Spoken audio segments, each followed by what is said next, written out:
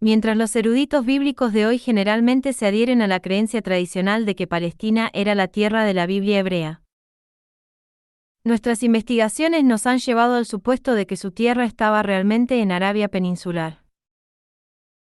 Este concepto de geografía bíblica no es del todo nuevo. Varias referencias a Arabia en los textos bíblicos son tan obvias que difícilmente podrían pasar desapercibidas. Siempre se ha sabido, por ejemplo, que la tierra bíblica de Saba estaba en el actual Yemen, y que el valle de Adramaut, que se encuentra allí, todavía lleva el nombre de la bíblica Azermavet en forma arabizada. Durante mucho tiempo se ha especulado que Yemen podría haber sido el escenario árabe original de la historia bíblica de Job. En el siglo XIX, muchos eruditos estaban convencidos de que Arabia estaba mucho más relacionada con la Biblia de lo que comúnmente se pensaba. Estos eruditos habían leído los primeros textos históricos de los árabes donde se encontraban varias intrigantes referencias a los israelitas como una antigua tribu árabe occidental. En 1864, el gran orientalista Araín Jaor Dousi publicó un libro llamado Los israelitas de la Meca en la época de David, en el que sugirió que la tribu israelita perdida de Simeón ya estaba firmemente establecida en la tierra árabe occidental del Hijaz, Meca y Medina, en la época del rey David, incluso antes de la época de Dousi. Había una convicción generalizada entre los eruditos de que los israelitas bíblicos eran originalmente tribus árabes del desierto, que más tarde llegaron a establecerse en Palestina. Mientras investigaba la etimología de los nombres geográficos árabes, llamó mi atención la gran concentración de nombres bíblicos en el territorio de Asir, en Arabia Occidental, a lo largo del Mar Rojo, entre la ciudad de Taif y el Yemen del norte. Mirándolo bien descubrí que las coordenadas de las ciudades y pueblos en ese área que llevaban nombres bíblicos coincidían de forma apabullante con las coordenadas de los lugares mencionados bajo los mismos nombres en la Biblia, un hecho mucho más revelador que la misma existencia de esos nombres. Cuando intenté cotejarlo con la vasta literatura de la geografía bíblica, encontré que ésta era más confusa que iluminadora. Primero, después de más de un siglo de investigación, apenas se han encontrado unos cuantos nombres de lugares bíblicos que realmente sobreviven de forma claramente reconocible en Palestina. Segundo, muchos de los nombres de lugares palestinos que han llegado a denominarse como bíblicos han recibido estos nombres recientemente o bien en la antigüedad, de los viajeros peregrinos o de los investigadores o arqueólogos que pensaban, basándose en una evidencia no muy obvia, que estos eran lugares bíblicos. Tercero, en casi todos los casos las coordenadas de los lugares en Palestina que realmente llevan nombres bíblicos no concuerdan con las coordenadas de los lugares que llevan el mismo nombre en la Biblia, pero sí con los que encontramos en Arabia. Cuarto, los investigadores bíblicos dudan de la historicidad de muchos acontecimientos relatados en la Biblia, porque no pueden relacionarse fácilmente con la geografía de Palestina. Quinto, no se ha encontrado todavía ni la más mínima huella de la presencia de los hebreos o israelitas en Egipto. Y los investigadores están en desacuerdo en cuanto a la fecha y la ruta de su éxodo de Egipto, para llegar después a Palestina. Existe además un sinfín de problemas más en cuanto a la geografía bíblica que los investigadores de la Biblia no han logrado solucionar, proponiendo hipótesis tras hipótesis sin la menor fiabilidad, pero negándose a aceptar cualquier sugerencia desde fuera de su círculo cerrado. El hecho que aparentemente ha unido a estos investigadores desde el año 1985 ha sido mi propia sugerencia de que la Biblia no ha venido de Palestina, y que se puede seriamente investigar la posibilidad de que su origen sea Arabia Occidental. Hasta la fecha, la mayoría de los investigadores que han expresado públicamente su opinión acerca de esta aseveración la han rechazado arrogantemente, denominándola basura sin sentido y sin ningún valor desde el principio hasta el final. A menudo sin ningún otro comentario. Los que se dignaron explicar por qué piensan que mis sugerencias acerca de la geografía bíblica son absurdas ofrecieron unos cuantos argumentos. Primero, dijeron algunos, los nombres de lugares no constituyen suficiente evidencia como para establecer dónde ocurrieron los hechos bíblicos.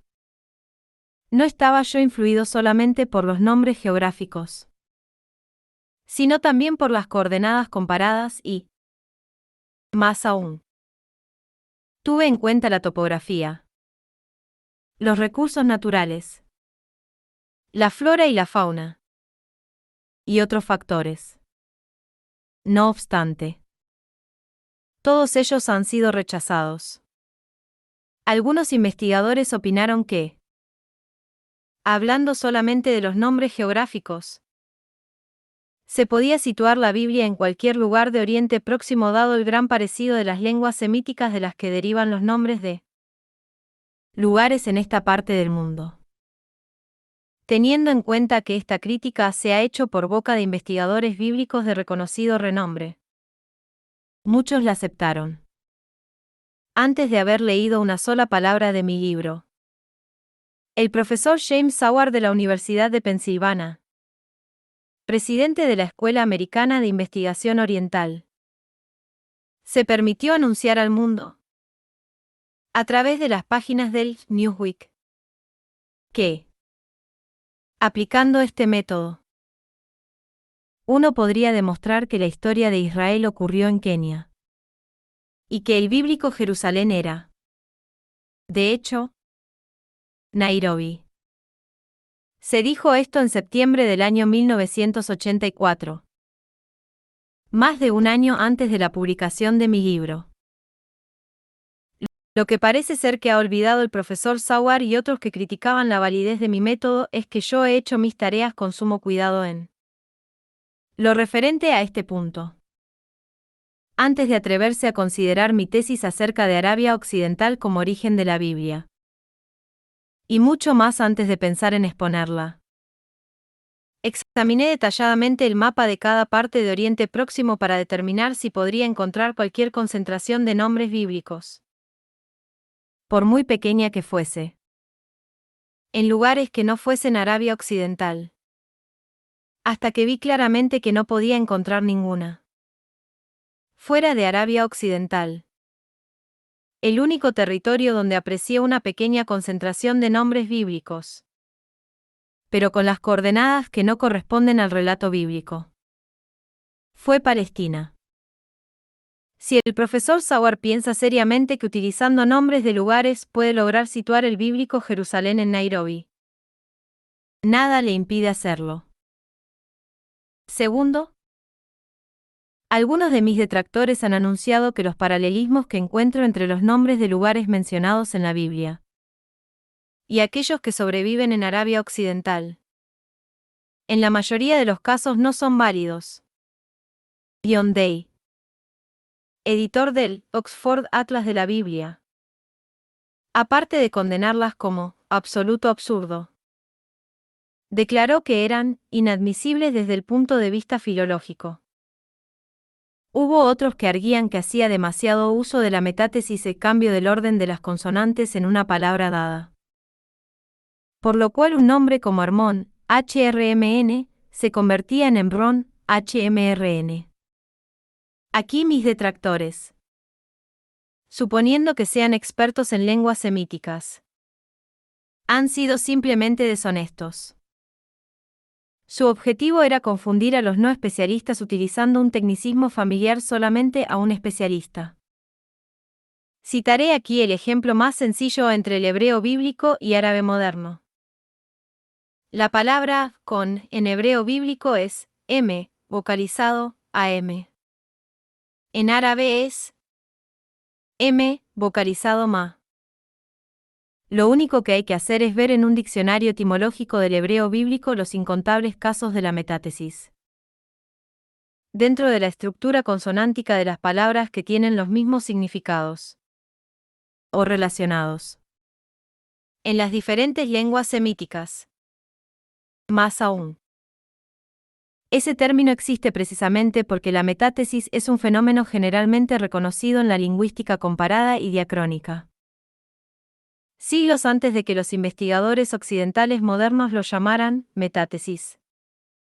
Los diccionarios árabes lo denominaron istidbal. Aprovechándose de la escasa familiaridad de los lectores no especialistas con las lenguas semíticas. Algunos de mis detractores pusieron en duda las comparaciones que hice entre los nombres de lugares bíblicos y árabes modernos en los que ocurren cambios de consonantes. Lo hice según el patrón de los cambios consonánticos entre diferentes lenguas semíticas y entre los diferentes dialectos de la misma lengua. La validez de tales cambios siempre ha sido aceptada por los investigadores de este campo. De nuevo, los diccionarios etimológicos estándar del hebreo bíblico están llenos de ejemplos de tales cambios de consonantes en la misma palabra entre una lengua semítica y otra. También aquí mis detractores se mostraron claramente deshonestos. Por ejemplo, aceptan sin pestañear la identificación del bíblico Betel, BYTL, con el moderno pueblo palestino de Beitín, BYTN. Y del bíblico Gabaón, GBN, con el moderno pueblo palestino de Al-Shaib, GB. Aunque el cambio de la L hebrea en la N árabe que convertiría Betel en Beitín no es un cambio común entre hebreo y árabe. Y al nombre de Al-Shib le faltan de hecho dos consonantes que se encuentran en la palabra Gabaón.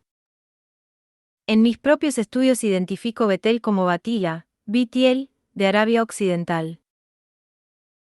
Y Gabaón como Shiban, GBN, de Arabia Occidental, y siendo estos nombres en su forma bíblica y árabe moderno absolutamente idénticos en su estructura consonántica. Por otro lado, donde reconozco cambios consonánticos, como es el caso del bíblico Kushi, KWS, con el moderno árabe occidental Kutaj, KWT.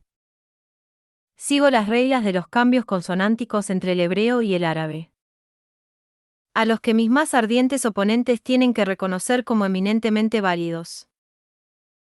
Porque se empeñan en rechazar estas reglas generalmente aceptadas cuando se trata de mi trabajo es algo que espero que expliquen. Si pueden. En un pequeño número de casos donde hago comparaciones entre los nombres de lugares bíblicos y árabes que no siguen estrictamente las reglas aceptadas del cambio consonántico. Tomo la precaución de indicar que tales comparaciones son meramente sugerencias que se deben investigar. Mis predecesores en este campo, quienes identificaron Betel con el palestino Beitín y Gabaón con el palestino Al-Shib, presentaron estas identificaciones como definitivas y fuera de toda duda, siendo en sí dudosas desde más de un punto de vista. Uno de los primeros críticos que atacó mi libro poco tiempo después de su publicación fue Tudor Parfit, profesor de hebreo en la Escuela de Estudios Orientales y Africanos de la Universidad de Londres. En un artículo titulado políticamente El secuestro de Israel, que escribió para The Sunday Times, Parfit rechazó mi trabajo como totalmente despreciable desde varios puntos de vista. Entre ellos el que he tratado el hebreo bíblico como una lengua muerta, con textos que se tienen que descifrar de nuevo. Cuando el hebreo, dice él, ha estado en continuo uso desde los tiempos bíblicos hasta hoy.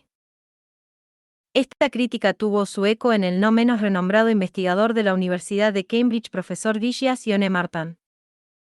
En las páginas de The Guardian, el profesor postulaba que yo no tenía ninguna razón para dudar de la vocalización tradicional o masorética de los textos bíblicos, argumentando que los sabios judíos llamados masoretas, que han vocalizado la Biblia hebrea consonántica en Palestina e Irak entre el siglo VI y X de nuestra era, utilizaban el hebreo como lengua de investigación religiosa y no la de habla diaria.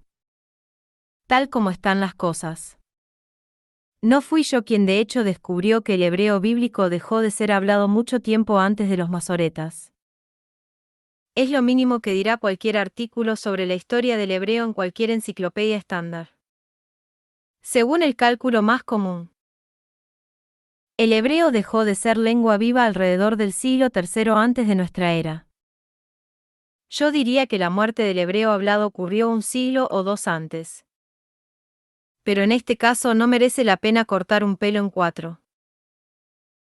En cuanto a las dudas sobre la vocalización masorética de los textos bíblicos, estas han existido desde los primeros días de la crítica bíblica. Cuando se sugirió, por ejemplo, que los cuervos que le traían pan y carne cada mañana y cada tarde al profeta Elías, quien se había escondido en el desierto, no podían haber sido realmente cuervos RBYM, vocalizado por los masoretas como Orbim, sino árabes RBYM, revocalizado como Arbim del desierto. Ha sido una práctica común de los investigadores del texto bíblico dudar ocasionalmente de la vocalización masorética de las palabras y frases bíblicas problemáticas. En cuanto a mí, he ido hasta el fondo del problema leyendo la Biblia hebrea sin vocalización y sin hacer caso a la de los masoretas, para descubrir qué sentido le puedo dar antes de ver el sentido que le dieron ellos. Simplemente he aplicado la conclusión lógica de lo que los investigadores llevan haciendo desde hace casi 2 siglos.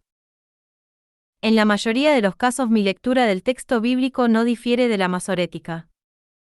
En otros, no obstante, resulta ser radicalmente diferente. Y explico las razones detalladamente. Si E. Martin, Parfit y los demás no están de acuerdo conmigo allí donde yo no estoy de acuerdo con los masoretas, deberían explicarlo minuciosamente como yo hago. Y a lo mejor podrían convencerme de mis errores en la interpretación bíblica. Si prefieren condenar tajantemente mi interpretación del texto bíblico sin explicar sus razones, entiendo que no tienen ninguna. Está además la cuestión de la arqueología. Mis críticos mantienen, por lo general, que el hecho de que Palestina sea la verdadera tierra de la Biblia ha sido probado en base a esa ciencia. Profesor James Sauer enfatizó este punto. Los arqueólogos han aportado evidencia incontestable de que Hebrón y Jerusalén están donde la Biblia dice, sí, que están. Como lo he apuntado en La Biblia viene de Arabia, hay varios prestigiosos arqueólogos que discrepan y que han expresado opiniones inequívocas sobre este punto. El hecho de que se hayan encontrado asas de jarras en algunos lugares de Palestina con inscripciones cananíes que dicen LMLKHBRN, traducido, al rey de Hebrón, y parecidas, no prueba nada, desde luego nada definitivo. Se puede preguntar, por ejemplo, ¿quién era ese rey de Hebrón en cuestión? Más aún, LMLKHBRN se puede leer, por ejemplo, para propiedad de Hebrón, un comprobado nombre personal, en vez de al rey de Hebrón. Sobre todo teniendo en cuenta que simples jarras difícilmente se podían haber dedicado a un rey. Desde luego que harían falta excavaciones arqueológicas en Arabia Occidental para aportar pruebas que apoyasen o descartasen mi tesis de que la tierra de la Biblia estaba de hecho allí. Desde el punto de vista de la arqueología, no obstante, el caso de Palestina, después de décadas de intensas excavaciones, queda completamente inseguro. Y más aún, la evidencia toponímica comparativa está más en contra del que a su favor. Los arqueólogos bíblicos apenas están en posición de poder admitirlo. Pero hay arqueólogos científicos que sí lo están. Como alguien que duda de la validez de la arqueología bíblica hasta la fecha puedo decir que estoy en buena compañía. Quisiera aclarar que no pretendo de ninguna manera que mis propios hallazgos en el campo de la geografía bíblica y en el estudio general de la Biblia sean fuera de toda duda la verdad, solamente la verdad y nada más que la verdad. Por otro lado, si mantengo que son hallazgos cuya posible validez debería ser tenida seriamente en cuenta y no descartada sin aportar pruebas.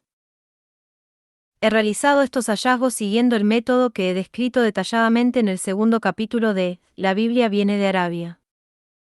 Mis detractores, guiados por el enfado más que por la razón, han rechazado este método como un sin método.